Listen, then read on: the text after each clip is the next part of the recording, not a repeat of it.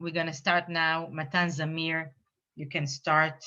Thank you, Shavit, and welcome everybody. At this point, like Shavit said, we're going to have you mute yourself, but because this is kind of like an intimate gathering, maybe once we finish with the first part, we'll have you guys unmute so that we can have a discussion with everybody on this group. So just for the first part, we'll have you guys muted, but I think it's important that we have a discussion and give you an opportunity to ask questions, so we'll do that. Thank you for joining us. Thank you for choosing this panel to talk about inspiring change in Israel as part of this day of Jubilee for Jewish learning. My name is Matan Zamir. I'm the Deputy Consul General for Israel here in San Francisco, covering the Pacific Northwest. And we have 4 amazing guests with us today, one from the Bay Area, who's local time. And for 3 of them, it's past midnight in Israel. So you'll see coffee, you'll see Red Bulls, you'll see tea, you'll see a lot of things. And I'm sure you can relate because they stayed up just to be able to speak with us. I want to start by saying thank you to the Jewish Federation of Silicon Valley, to the Los Gatos JCC, the team, Maya, Shavit, Avigail Buchler, who is the Director for Community Affairs at the Consulate, everyone who's been a part of this day and this panel in particular. The 4 guests who are with us here tonight who will talk about inspiring change in Israel. Rabbi Michael Lezak from Glide. He's the one that doesn't get any discounts because he's based here, so he's local time.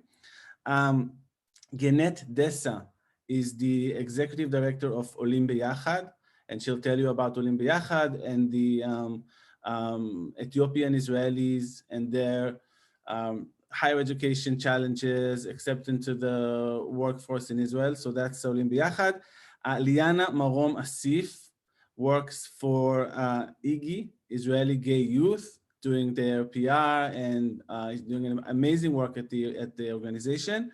And Matan Yafe, don't be confused. There will be 2 Matans on this call today, 2 very different Matans, who is the Executive Director of Desert Star to promote leadership among Bedouin Israelis in the Negev area, in the southern part of Israel. So these are the guests. I want to start by introducing Rabbi Michael Lezak, who is the rabbi at Glide in San Francisco, a radically inclusive, just, and loving community mobilized to alleviate suffering and break the cycles of poverty and marginalization. He works in Glide Center for Social Justice to magnify the impact. You at least finish a half. Come on. Justice.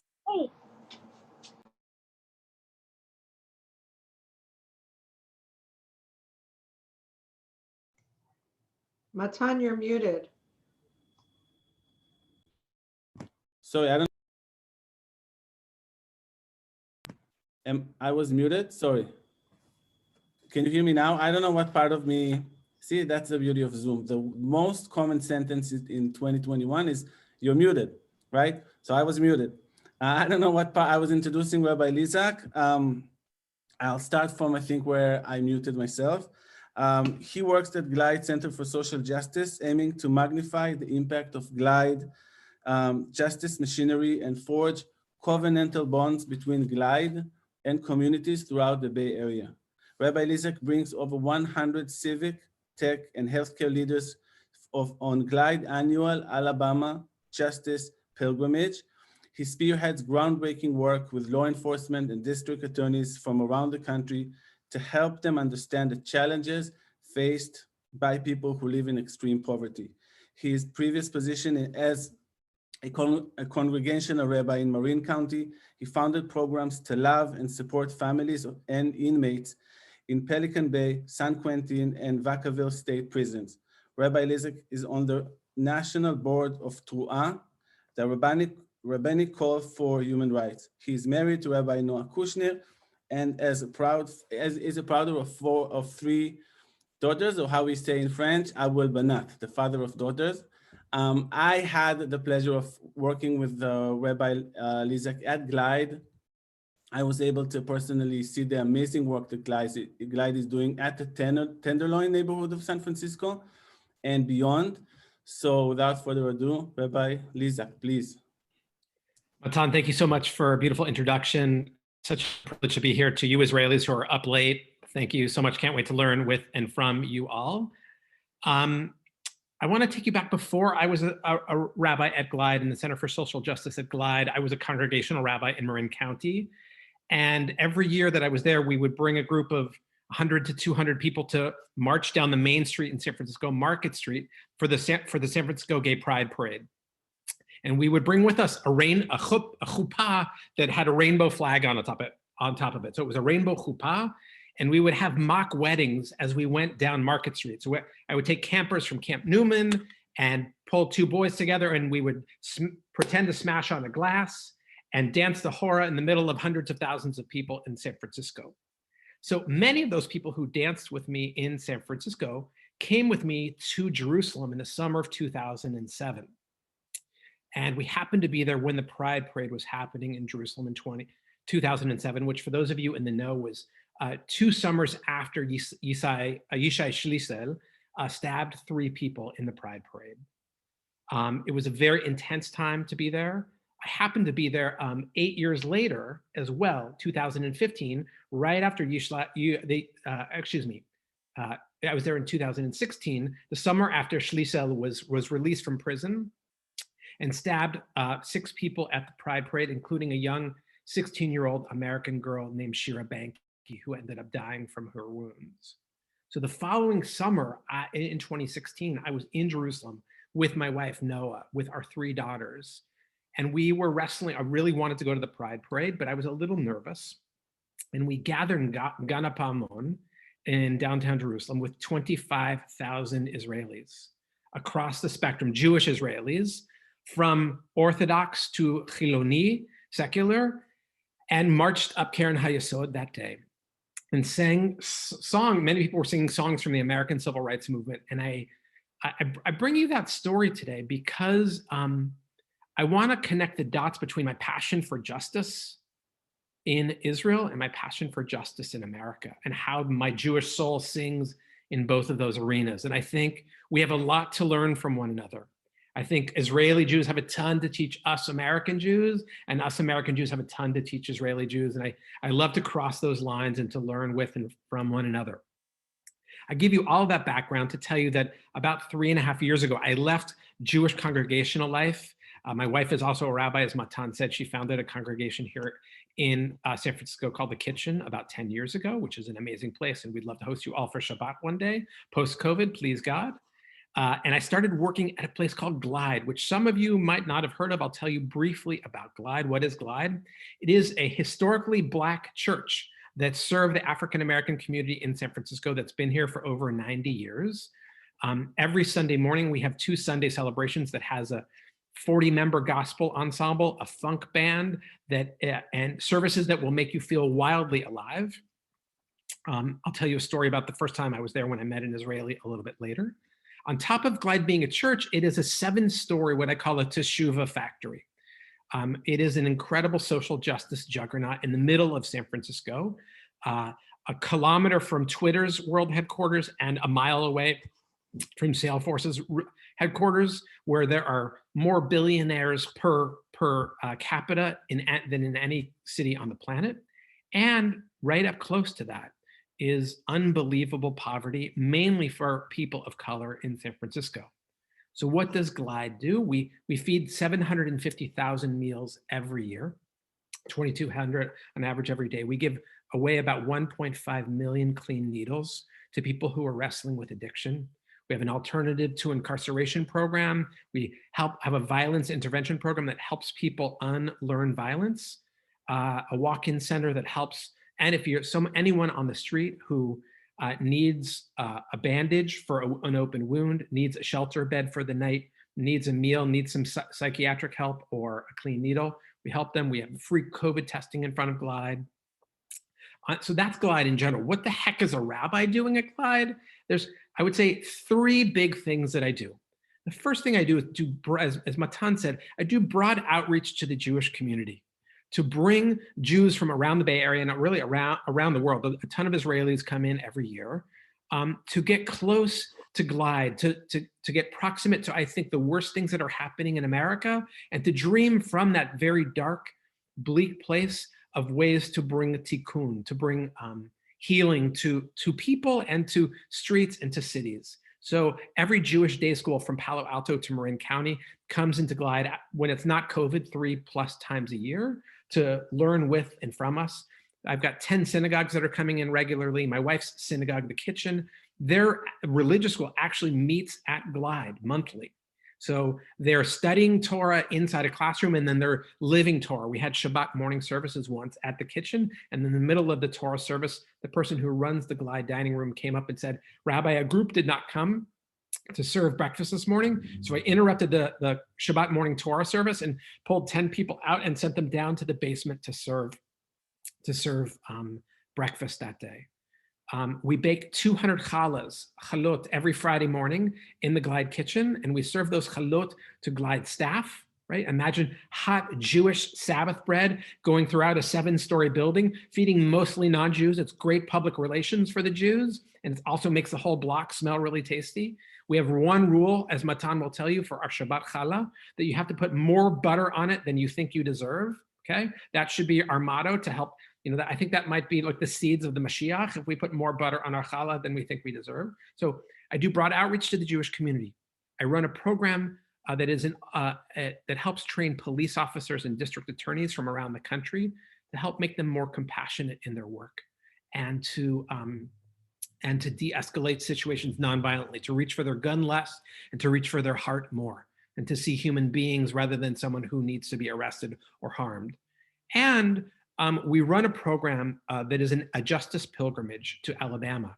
When I was a congregational rabbi in Marin County, every summer I would take 50+ people on pilgrimages to Jerusalem and to Tel Aviv to help connect them with Jewish life in Israel, to show them a 25-hour Shabbat in Jerusalem that would be tech-free, that would forever change their life, and we would take a nap in a park and it would be perfect. I took that mentality and thought, like, what would as an American pilgrimage look like to Alabama, to look head on at the worst things that have ever happened in America, where slavery was born, where, and there's a museum there that connects the dots from slavery to mass incarceration, and a memorial for 4,400 known victims of lynching. So I thought, when I think about Israel, dignitaries are not allowed to leave Jerusalem without going to Yad Vashem. You can't understand the necessity for a Jewish state until you understand the worst things that have happened to the Jewish people. And I'm a firm believer that we will not begin to heal from racial justice in America until we look head on at the worst things that are happening here, until we summon the courage to say that these things happened, and there's dots connected between slave ships that brought slaves to Alabama and poverty in front of Glide in San Francisco. I'll give you one fact and one story, and then I'll turn it back to Matan.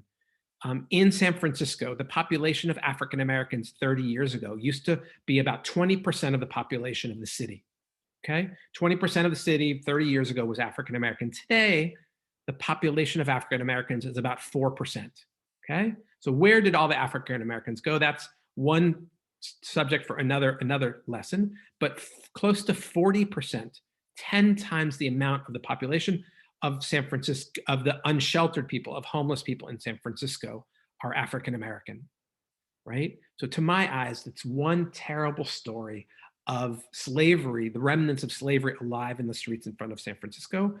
And when I think about my Pesach story, and the fact that the Holy One, that the Kadosh Baruch Hu took you and me and the Jewish people out of slavery in Egypt, out of Mitzrayim with a mighty hand and an outstretched arm, I'm thinking that I'm created B'Tselem Elohim, an image of that redeeming God, that me and you and the Jewish people, with the might we have, with the power that we have, financial, relational, political, our job is to be a lot less like Pharaoh and more like the Holy One, thinking about how we might use that power to pull people out of modern day Mitzrayim, out of narrow and squeezed places of poverty, of racism, oppression, misogyny, homophobia.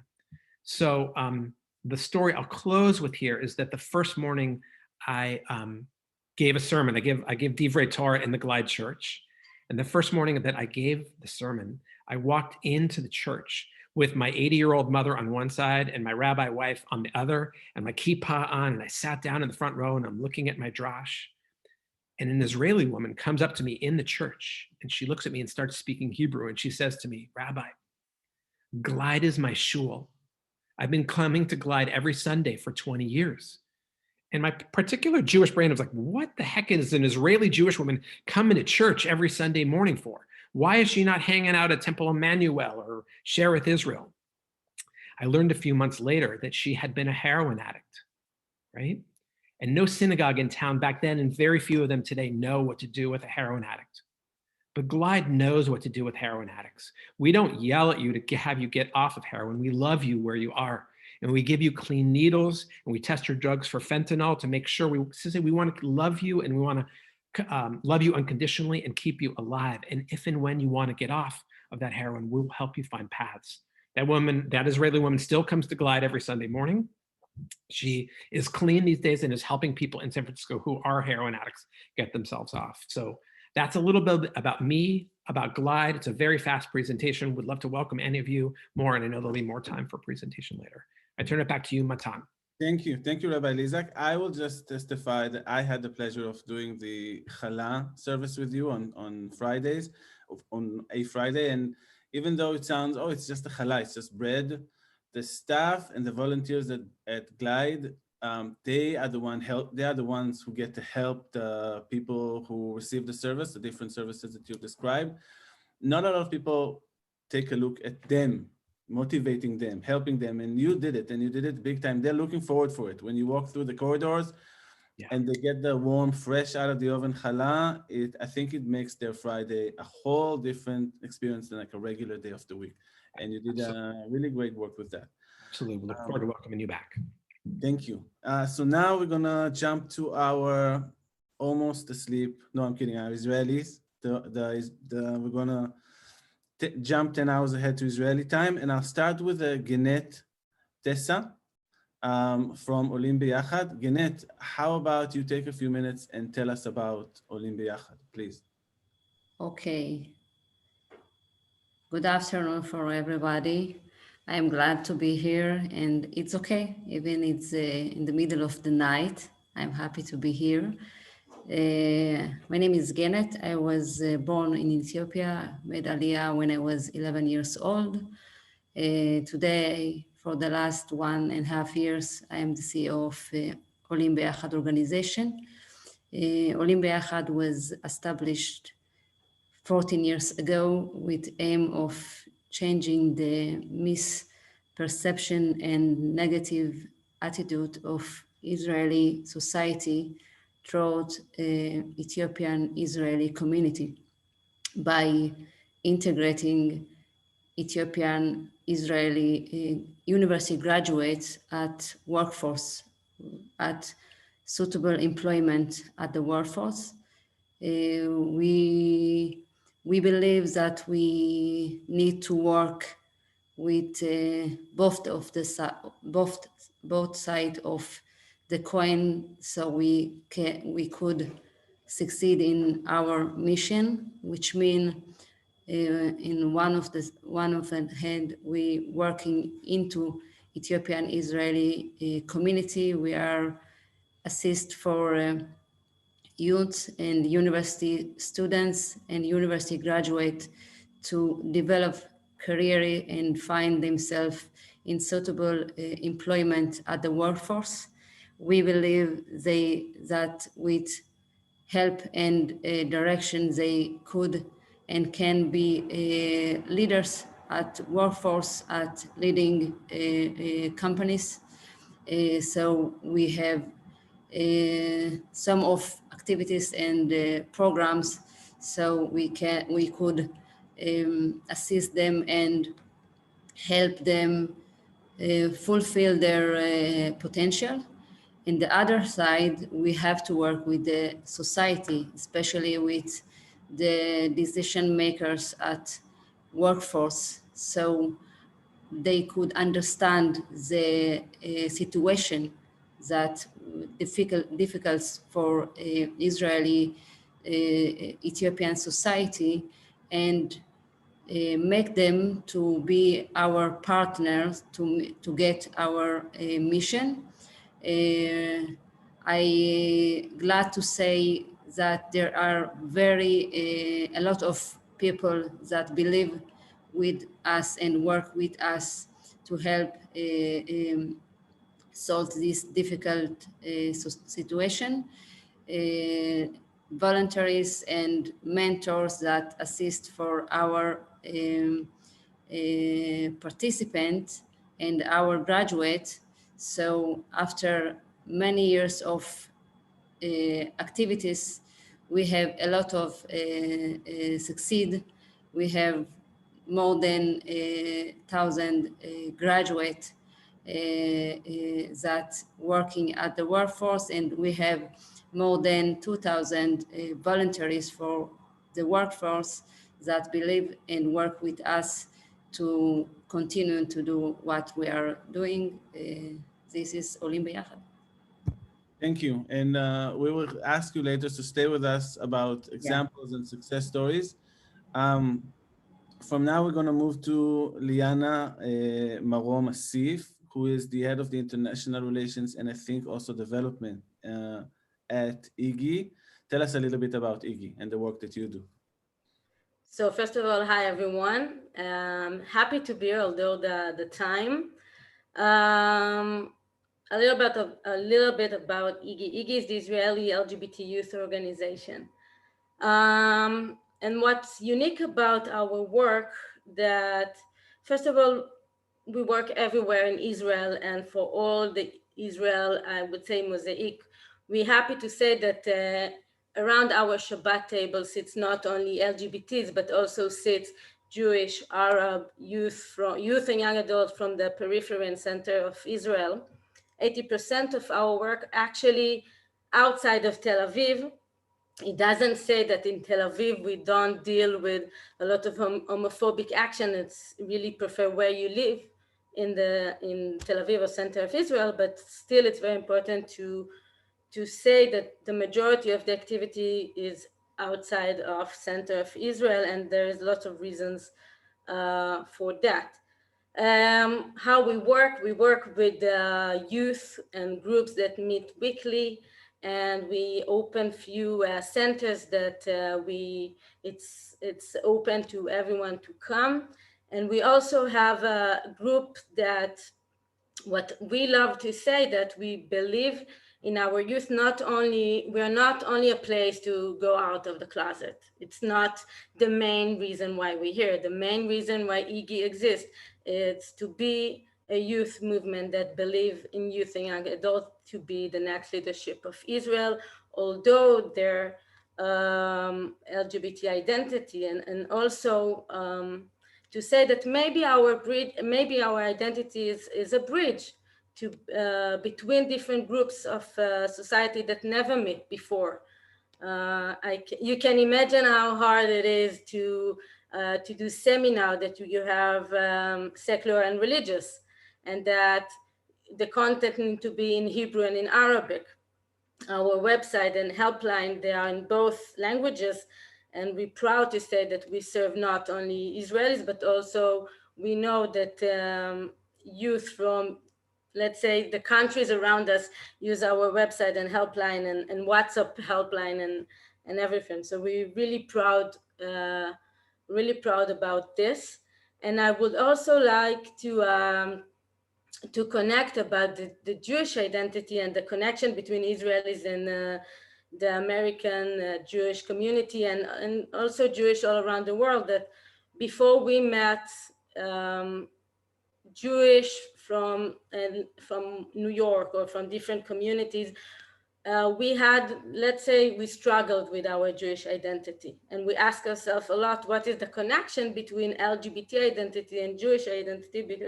Because a lot of times in Israel, it can be a big clash between laws and between identities.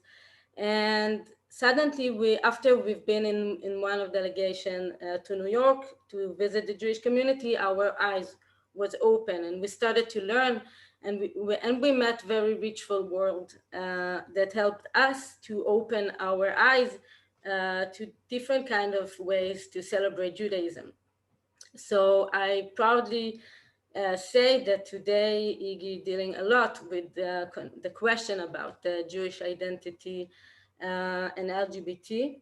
I would say sadly about in general about the LGBT community that we see a lot of progress among the society, but still we are in situation that we deal a lot with the suicide attempts, and LGBT youth are still recognized as youth at risk, and we still find the connection between backgrounds and let's say communities that they are more they're not open-minded or more conservative, and also we are dealing a lot with Orthodox youth and Arab youth that don't find homes, and I would say that COVID is not helpful at all. Let's say that Zoom can be very practical if you can talk about your identity at your home, but if you cannot, so it can be dramatic, and we find our ways. Let's say that some of our group activities going on WhatsApp in text messages and not on Zoom, so it depends where you're coming from. So this is a little bit about Iggy, and you're more welcome to ask later questions. Liana, and I have to agree with something you said just now, because a lot of people here who live in the United States, American Jews, know that for them, Israel is a big part of their Jewish identity, and not a lot of people know how much American Jewry and Reform, conservative, different ways of Judaism affects Israelis in Israel. I mean, with this global village that we all live in, that the Israeli, especially the secular Israelis, there's a lot, and not only in Tel Aviv, of new modern takes of Judaism, secular yeshivot, and a lot of trends that not only in the LGBTQ community, but all over Israel that is gaining attention and getting more popular among Israelis. That for them, when they were secular Israelis, when they were born, it was I'm Jewish because I'm Israeli, or my Israeliness is my Judaism. But now there's a lot more influence on those communities that a lot of it comes from looking at their brothers and sisters or the cousins from the Jewish community abroad, especially here in the United States. So thank you, and we will get back to you. I want to now ask Matan Yafe, the CEO of Desert Stars, to tell us about the work that they do. Hello, everyone. Good evening, good afternoon, each one in their own time zone. My name is Matan Yafe. Basically, I grew up in Jerusalem, had quite a normal childhood of a mid-class guy in Israel, went to the Scouts, to the Tzofim, served in the IDF for 5 years as a combat officer, finished my army service, went overseas, traveled the world for about 3 years, quite off the beaten track, mostly Mongolia, Kamchatka, and Siberia. Came back to Israel, moved to the Negev, the southern part of Israel. I didn't know much about the Bedouin community, apart from the fact that they live in the Negev. And I had some stigmas and stereotypes about them: thieves, criminals, smugglers, etc., like many Israelis have, unfortunately, on them. And about 8 years ago, I went to travel on an off-road motorbike somewhere next to Tzelim kibbutz. In one of the trips, I saw a Jeep traveling alongside with me. I said, all right, whatever, they travel, I travel, it's all good. It took me 2 minutes to understand that they're not traveling, but chasing me down. They got to me, took me off the path, and out of the Jeep came out 4 young Bedouins, probably 16, 17 years old, and kind of started hassling me and negotiating my bike. Give it to us, we'll take it, we'll do this, we'll do that. I tried to talk my way out of the situation. It didn't work out very well. 2 of them went back to their Jeep, brought metal bars. They didn't know that when I travel with a gun. I pulled out my gun, told them, if you want to be violent, I promise you I can do a better job than you can. Go home, let me go back to my life. That's it. They understood, said a couple of sentences, back to their Jeep, drove off. I went on my motorbike, went back home, and hated all of them. All of the stigmas and stereotypes got a face. But time moves like it should, and anger comes down like it also should. And my wife, or even myself, went to another region in the Negev, in the Arava, and over there, with time, I started having these realizations. And the big three were: one, that we, and in this context, I mean we, the Jewish people, live in the Negev. We do not build villages anymore. We build fortresses. We surround ourselves with fences, barbed wires, patrols, and all of that is in order to protect ourselves from ourselves. The Bedouins are Israeli citizens exactly like me, and that seemed absurd to me. Second realization was that it wasn't helping, despite of all these defense barriers. Still, the friction was only on the rise. And the third realization was that looking ahead into the future, I understood it also can't really help. We are doomed to live together. We have one shared future, the future of my kids. The rabbi has 3 girls. I have 5 sons. So the future of my kids is very much depends on the future of my Bedouin neighbors. And when I understood all of that, I understood that basically something needs to be done. It doesn't matter what is the message that is being sent away from the Knesset in Jerusalem. We, the people, need to take responsibility and make sure that this shared space is proper and good for everyone. That's it. I left everything I did, took a loan of $7,000, started running around like a crazy person, trying to look for partners, met many good people who explained me very eloquently why this will never work, too difficult, no partners, go to see someone, good idea, go see someone else, etc., etc. And then about 7 years ago, I met Muhammad al-Nabari, who was then the mayor of Khura. I told him a story. He told me, look, I'm involved in many projects. This is not another project. This is the project that our society has been waiting for decades. And the rest is history. Muhammad and myself established an organization named Desert Stars with the goal of fostering a new generation of leadership amongst the Bedouin society. The organization grew quite exponentially in the past 7 years. Today, we have 5 educational systems: high school, after school activity, 2 gap year programs, one for boys, one for girls, and then a graduate program for all of our graduates. About 90 employees on a $7 million budget yearly.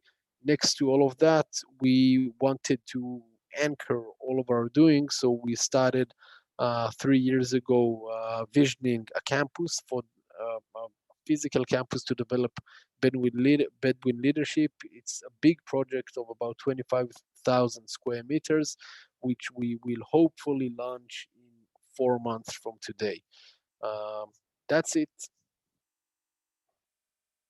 Thank you, Matan. The fact that you have 5 boys and it's quiet around you is a miracle. So thank you for joining us.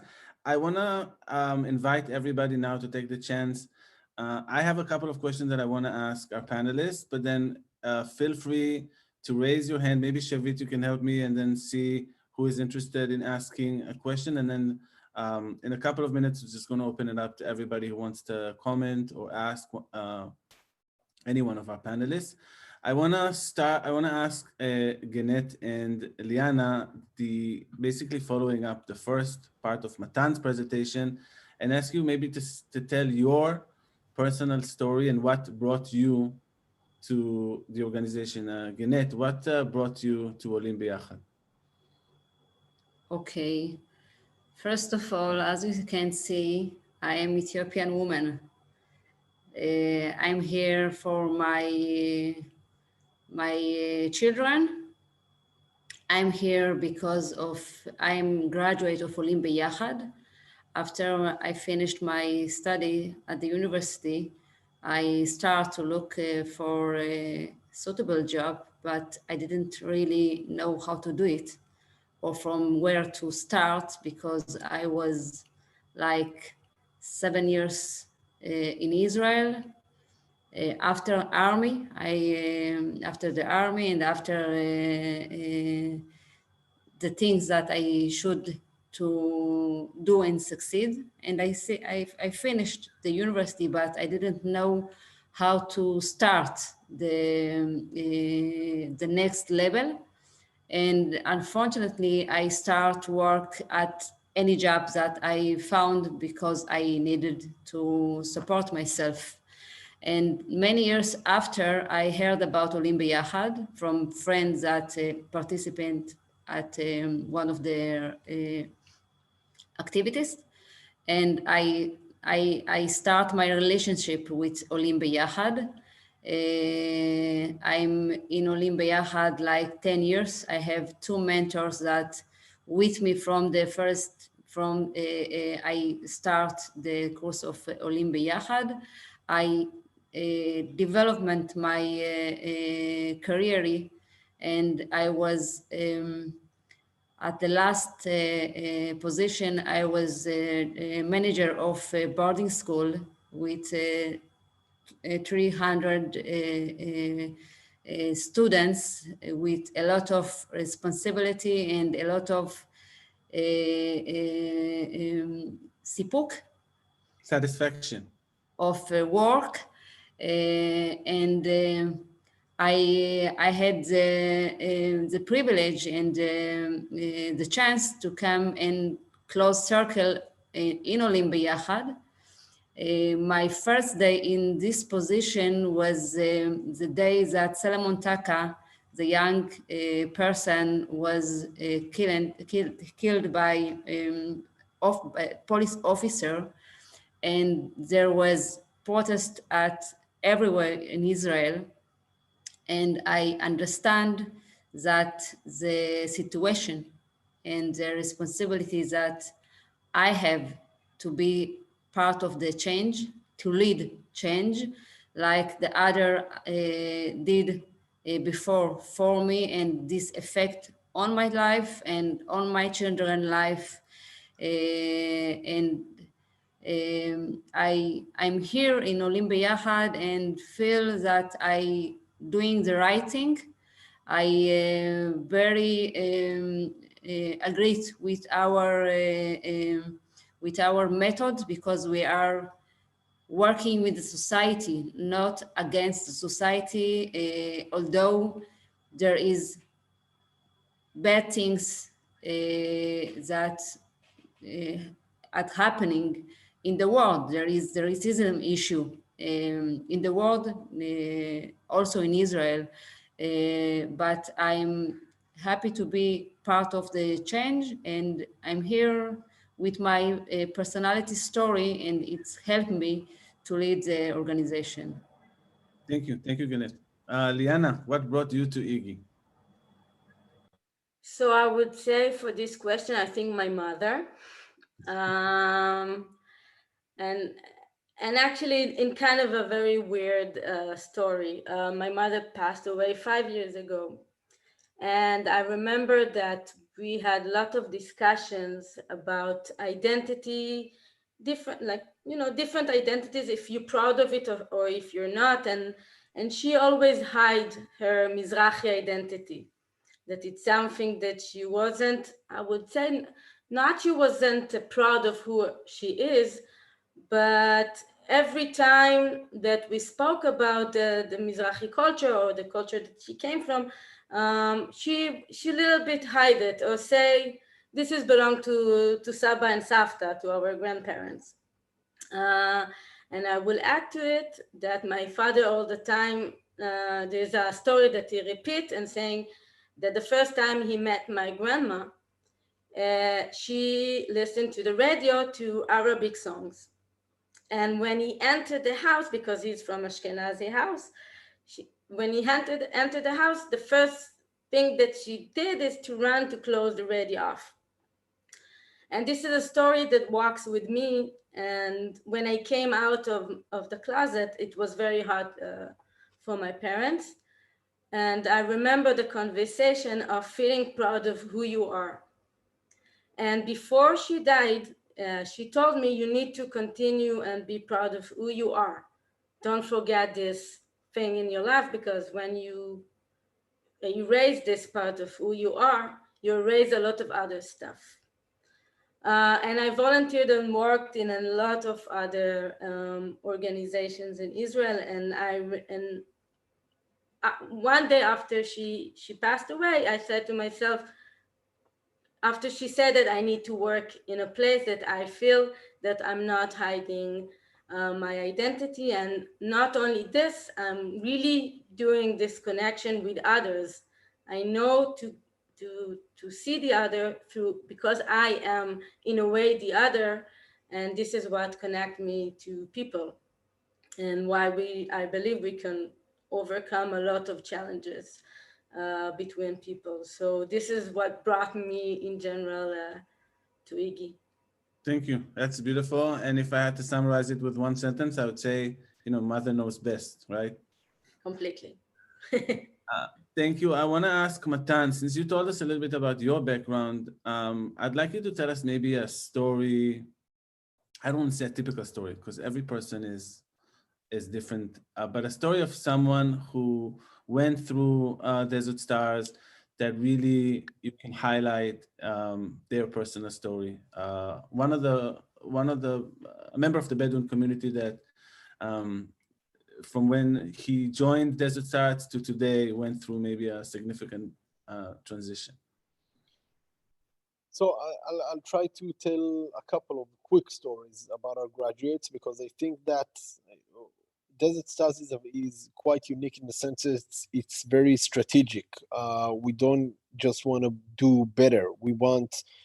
Our theory of change speaks about creating a network of young Bedouin leaders that are equipped with values and tools to go back to their community, assume key leadership positions, and from there tilting the entire equation.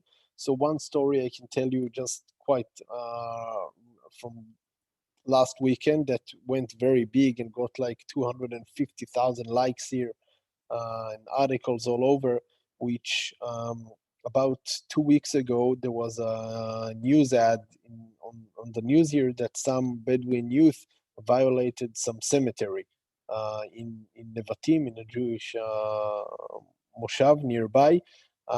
Very organically, our graduates started texting each other and said, we need to do something about it. And the very next morning, by themselves, about 25 of them appeared over there and repaired everything. There was a graffiti and dirt and etc. And they just brought everything back to place and cleaned it up and painted all the walls, etc. And this was it got lots of highlights and news, and it's all nice, but this is a tiny. I felt a bit offended. I said, they do so many incredible things on the lockdown that we have now and had a few months ago and had one almost a year ago. Every day they go to Beersheba and they give food away to Holocaust survivors and they drive people that has all kind of medical issues, etc. So they do much volunteer, and this is crucial in order to break the paradigm, because we have all these stigmas on each other, and once you crack it even slightly, you allow much new information to kind of be, you question your stigmas and your prejudice. Someone asked on the chat. One graduate that I'll tell about is Diab. Diab was in our second cohort of the gap year program. After he excelled, we kept him as a guide for the third one. So after you do something for your own, you must lead others in the same path in order to give them the same opportunity.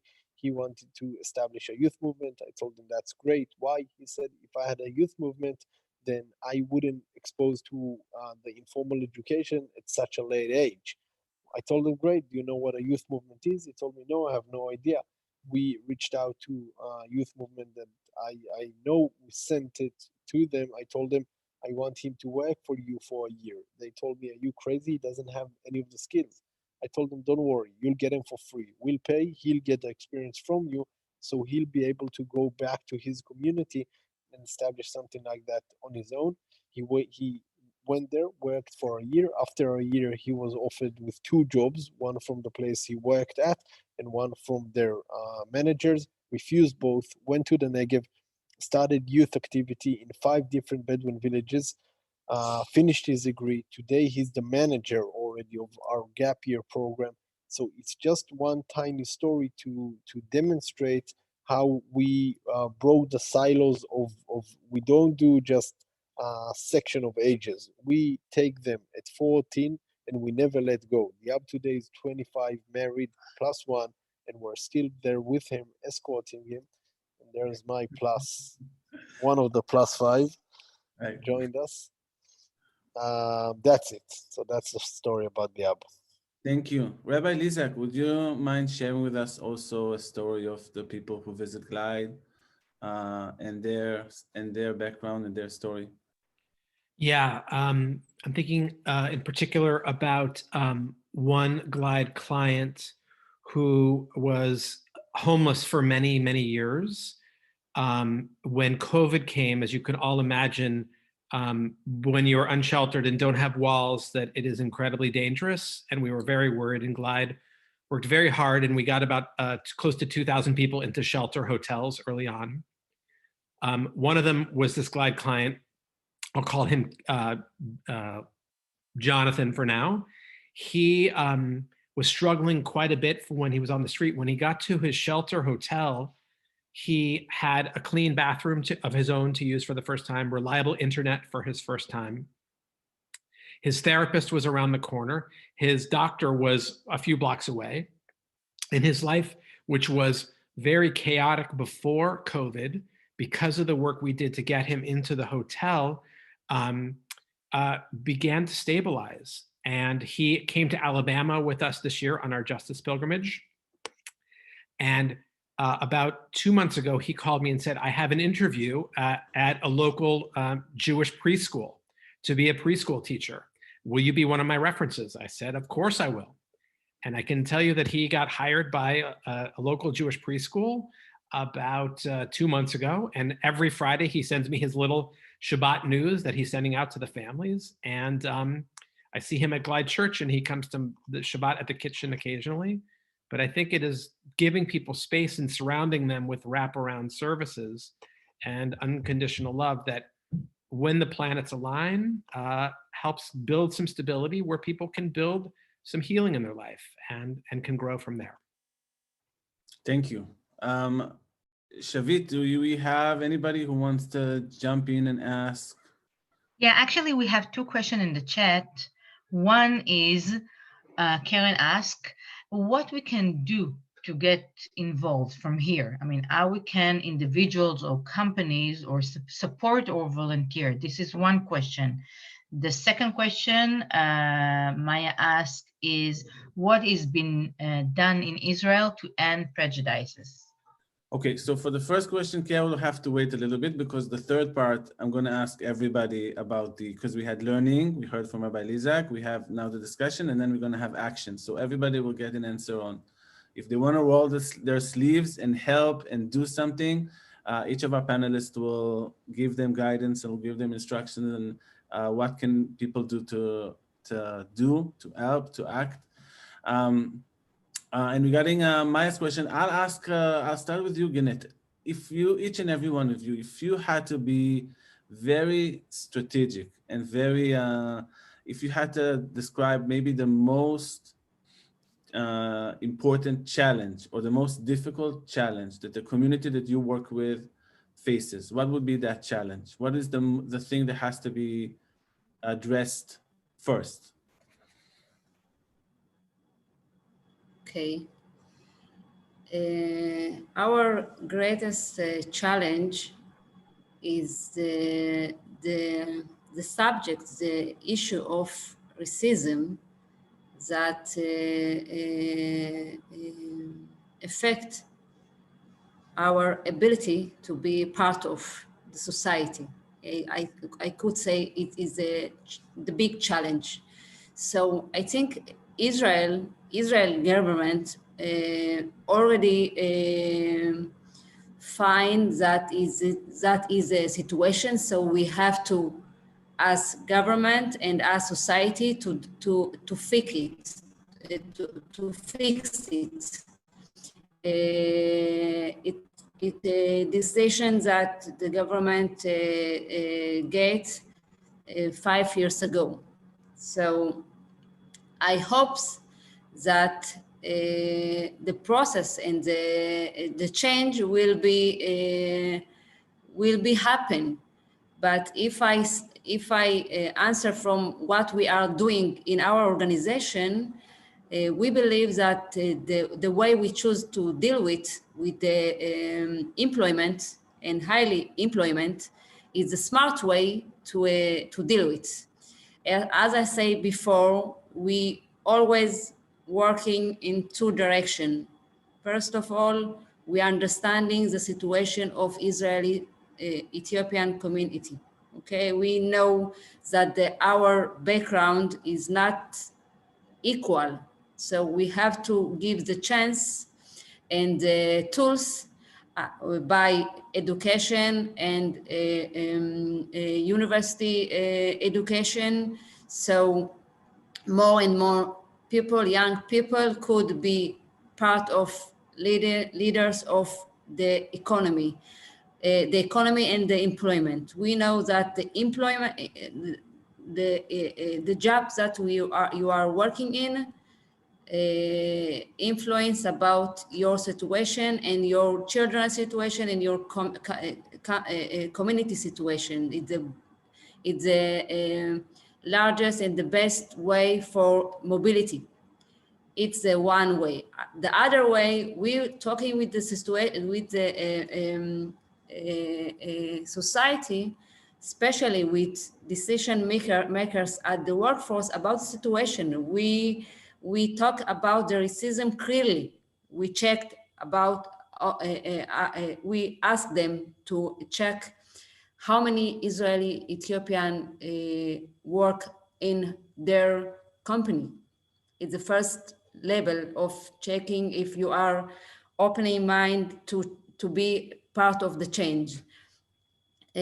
After that, we have a strategic how to do it. We know from where to bring Israeli Ethiopian with ability so they can be at the workforce with their ability, not because somebody give them a favor, because they can do it. They can be part of the situation. I want to believe that in this way, my children, those already born in Israel, I have 3 children, the biggest 13 years old at 8th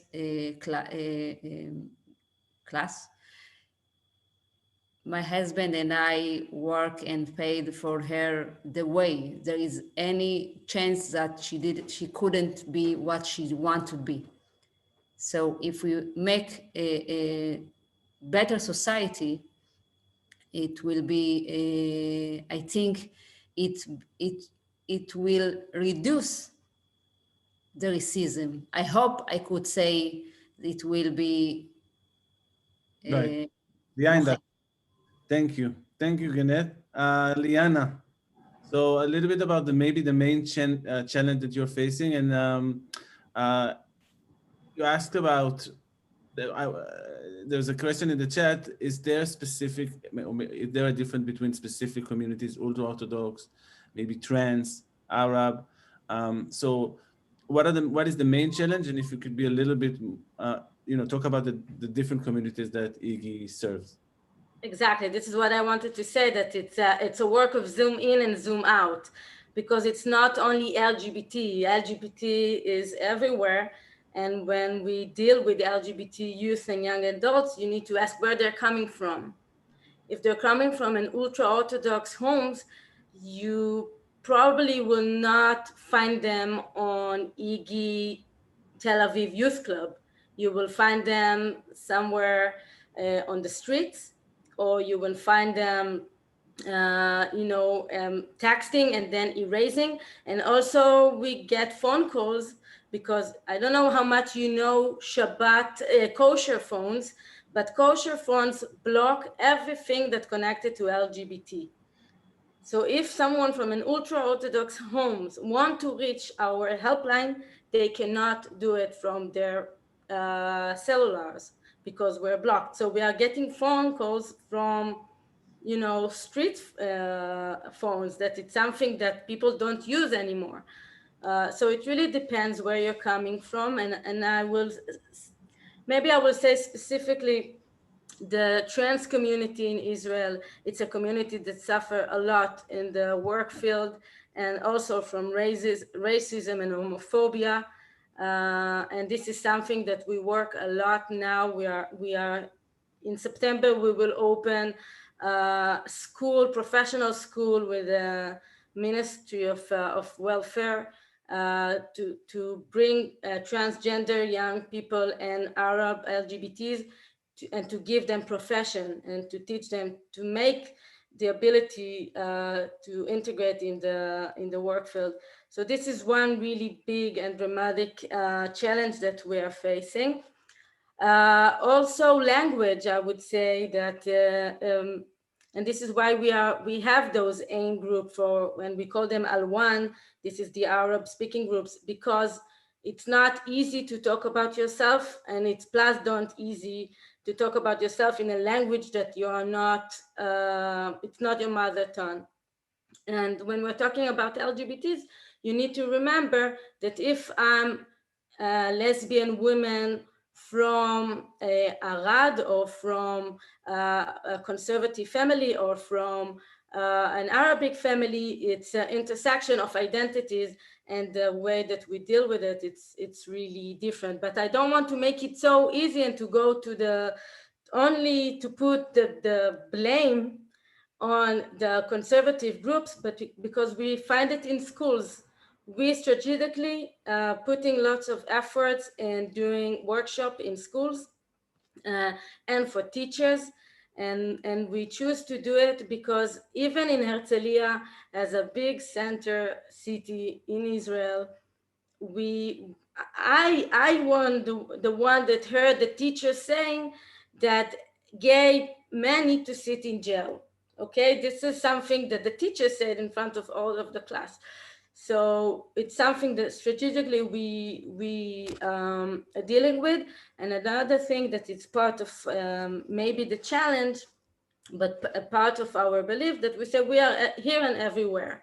And if you're here and everywhere, you will open a youth group in Bet Shemesh, although the mayor of Bet Shemesh, not the current one, but the one before, don't want you and say that Bet Shemesh is a city that clean from LGBTs. So when the mayor say that, we go and open a youth group there, because we know that no one have, now youth in Bet Shemesh don't have the address, and we have the two groups, one for Orthodox and religious homes, and one it's secular or open for everyone, I would say, and not that. And so this is, we are facing with a lot of, let's say, homophobia. It's a range homophobia from the Knesset, from the government, but also from prejudice or from lack of information. And I don't think that all of the people that don't know LGBTs or don't understand things are because they are bad people. I think that sometimes you grow up in a specific situation and environment that, and no one is gay over there, no one is LGBT. Let's say we open now a group, we open a group in Arad, and it became, Arad, if you don't know, it's really next to Matan, I would say, like really periphery in the south, a very small town, and it became one of our biggest groups because they need the address, they need the work. It's not easy. We are based only on volunteers, so it's not easy to find volunteers from Arad to guide the group. But it's something that we really believe, and this is strategically also a decision of us. We want that our volunteer will come from the background they are going to facilitate. Yes. It's not all the time easy, but it's something that we really want, that they will be a role model for their own communities. Thank you, Liana. I just want to have Matan speak about the main challenges that you see in the Bedouin community. And you were also asked if you could answer briefly about if you get a pushback from the community for the work that you do. Yeah, first of all, I answered in the chat, so I hope it's okay. But just to summarize it to Yaron's questions, then yeah, we do get a pushback. Not much now, to be honest. In the past, we did quite a lot, mainly under the argument that we try to recruit all the Bedouins into the army, which is simply not true, never was. But at the beginning, it was quite hard to defend because no one knew us. Today, it's rather easy because we already have many graduates who speak on our behalf. And if someone has question marks, then they just reach out and say, you know, we are Desert Stars. On top of that, a year ago, we recruited a co-CEO from the Bedouin community and a community VP. So that for us, the community is part of the ecosystem that we work with educationally. We work with the parents, we work with the siblings. It's crucial for us. And the best way to see it, because, you know, people lie, but numbers don't, is that the demand for the organization is on the rise constantly. And basically today we could open 5 high schools, not just one, because the ratio is 5-1. So it used to be like that in the past. Now it's much better. And in terms of if this model is replicable, then I think that the short answer is yes. The slightly longer answer is that I think the world is changing. It used to be a world of majority and minority, and minorities needed to adapt. But today the world has changed, and it's a world made of many, many different minorities without a single narrative that everyone can kind of find themselves in. And I think that in this essence, helping minorities who don't feel belong become not a liability but an asset that can push everything forward. You know, in Israel we used to say that the Negev are the strategical lands of Israel. 2/3 of Israel is the Negev, and I'm confidently saying that the Bedouins are the strategical depth of the Negev. This is a marginalized population, comprise 1/3 of the Negev, median age of 14. I did not make a mistake. 14, that's the median age, 60% under the age of 18. And now all we need is to choose. Do we want them to be a growth engine for the state, for the Negev, for their surroundings, or do we want them to become a burden? And if the answer is we want to help them integrate and actually lead society, then we must also give the opportunities, because at Soroka Hospital, at the age of 0, a Jewish boy and a Bedouin boy is exactly the same. But at the age of 3 days, each one will go to a very different reality that will reflect in unbearable gaps at later ages. And this is insane, and it's a failure of market. And failures of market like this, we must fix. We, the state, we must fix it. Thank you. Rabbi Lezak, please tell us a little bit about if you had to be specific on the challenges that you see at Light.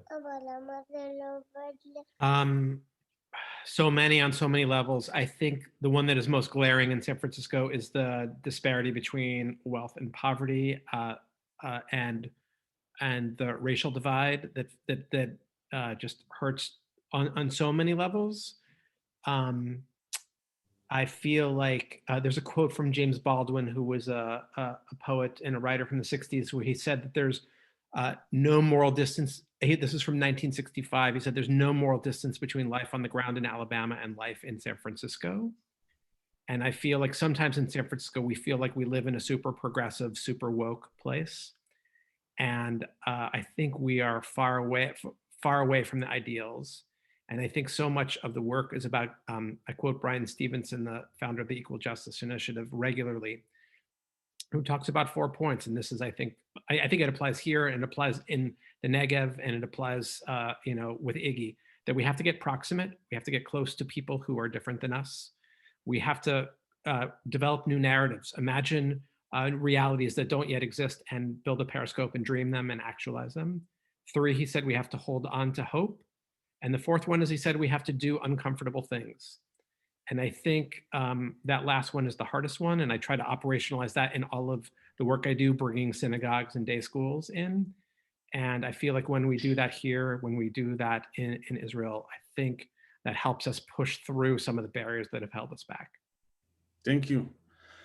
So now, as I said at the beginning, we had three parts for this event. The first one was to learn, and we learned from you, Rabbi Lezak. The second one was to have this discussion. And then the third part is what we're going to do now, is act. So if you say, I love Olim B'Yachad, if you say, Iggy inspires me, if you say, Desert Star is my place, if you say, Glide is my shul, then now each and every one of our panelists will get 2 minutes of just, and I'll say before that, we're going to circulate through Jubilee a one-pager with everybody's, the organizations, the websites, Facebook pages, and contacts of each and every one of our panelists, so you could reach them directly.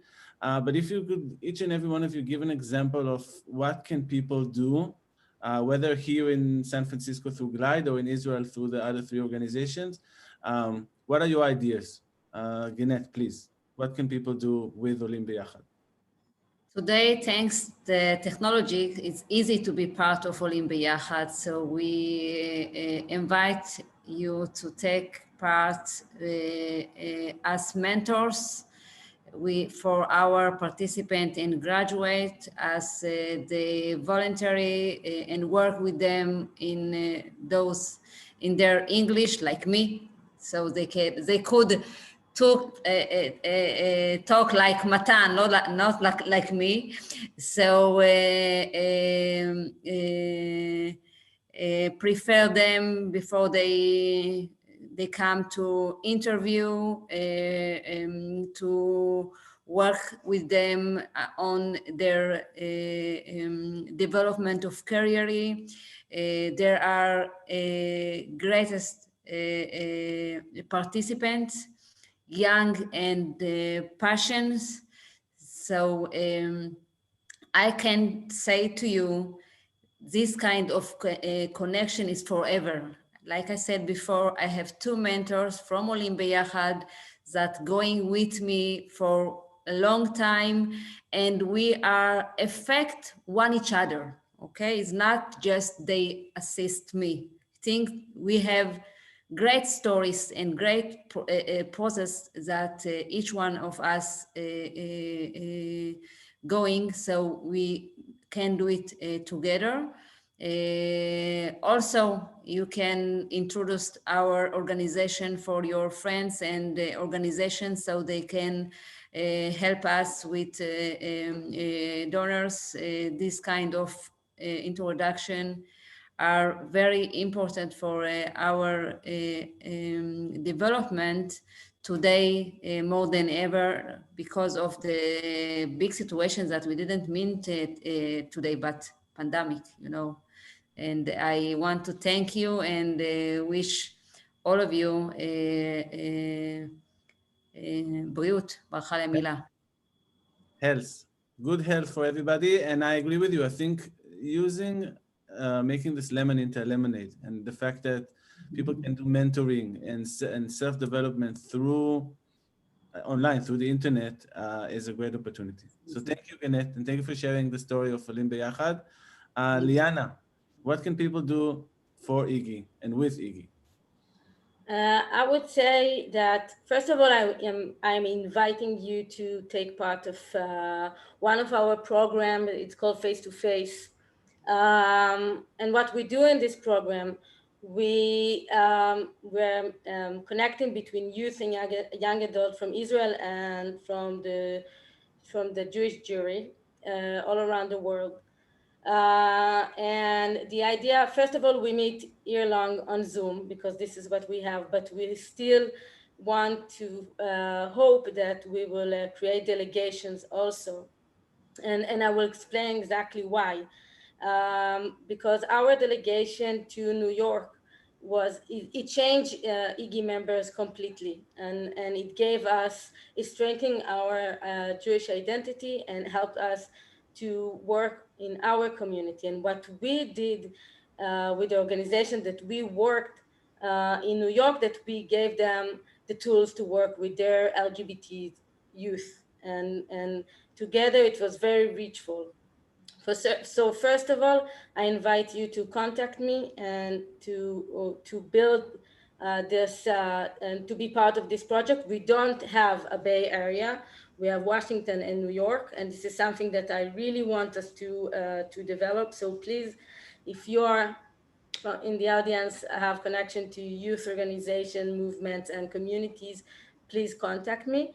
The other thing that I have to say about it, that I think we have a job as Israelis and Jewish.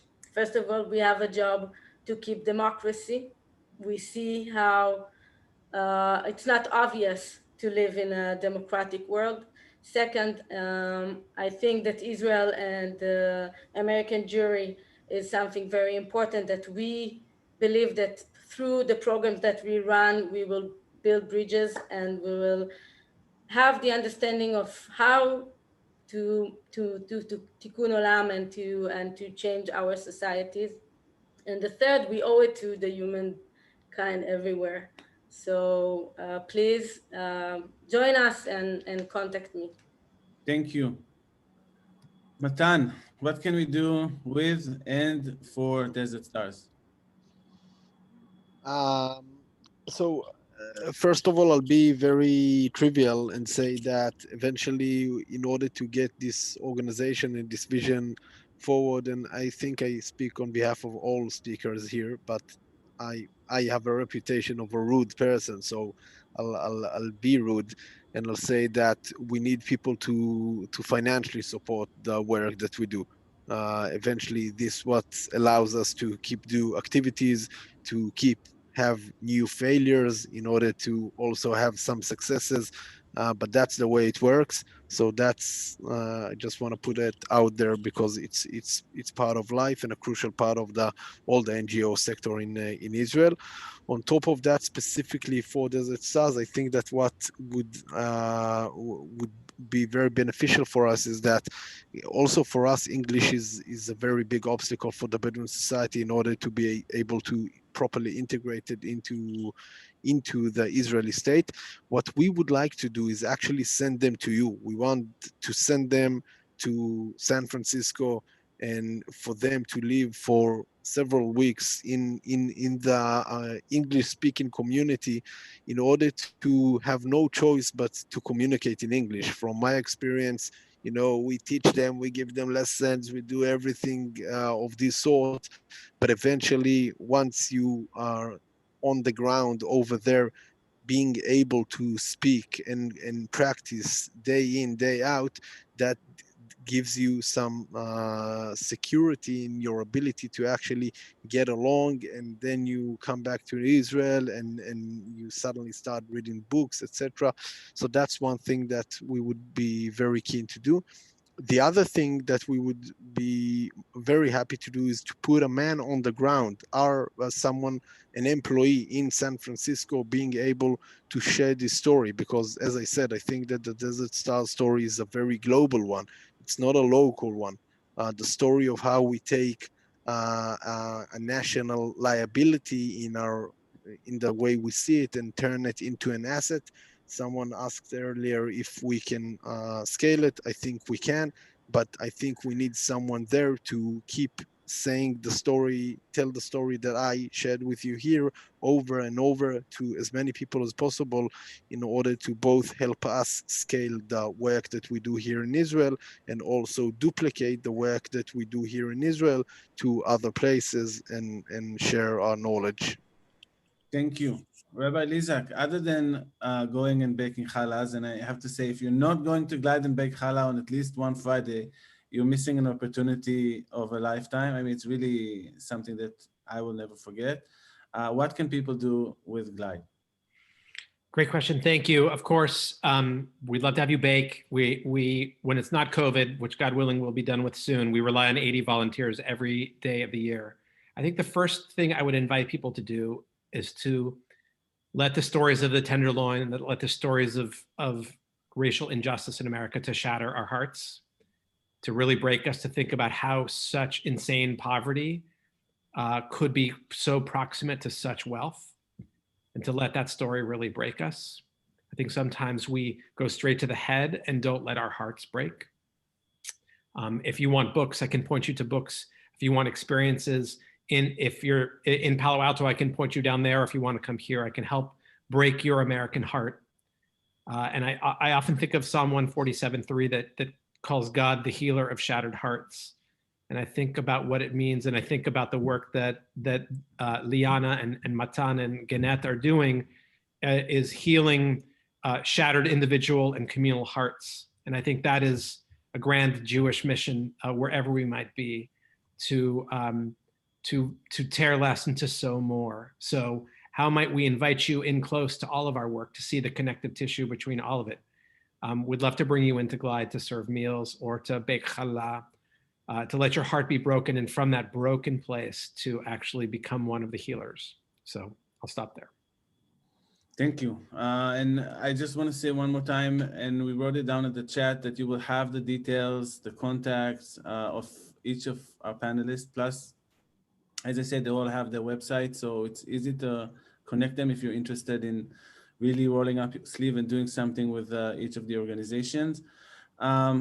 I want to say one more time, thank you for the team at the Jewish Federation of Silicon Valley, the Los Gatos JCC, you, Shavit, you were here with me and Maya, and everybody, all 4 panelists, Rabbi Lezak, thank you, Liana, Genet, Matan, you can go to sleep now. Matan, your house is awake at 1 a.m., after 1 a.m., so it's time to put everybody to bed.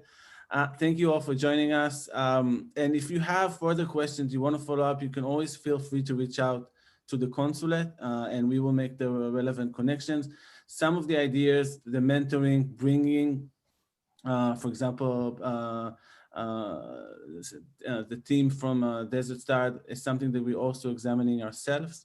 So we would love to also be part of the follow-up. It's not just this one event, but we're working with all 4 organizations on a regular basis.